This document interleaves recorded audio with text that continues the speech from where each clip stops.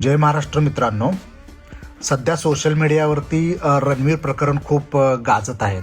आता हा ज्ञानेश्वरी अध्याय क्रमांक 7 आहे. ज्ञानेश्वर महाराजांनी काय लिहिलेलं आहे पहा.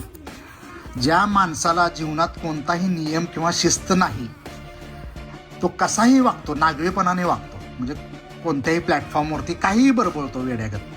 त्याला हेही लक्षात येत नाही की आपल्याला जे सर्व धनसंपत्ती सुख मिळाले ते क्षणिक काळापुरते, त्यानंतर आपला दुःखाचा काळ सुरू होतो. दुःखाचा काळ का सुरू होतो? आपल्या नागवेपणाच्या वागणुकीमुळे.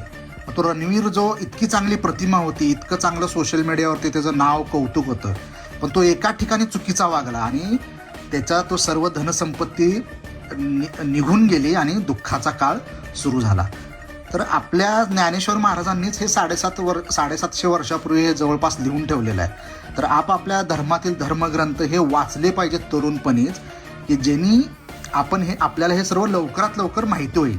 आता ह्या दुःखाच्या काळातून कसं उभारी घ्यायचं हे सुद्धा ज्ञानेश्वर महाराजांनी पुढे अध्याय क्रमांक 7 मध्ये सांगितलेलं आहे. धन्यवाद.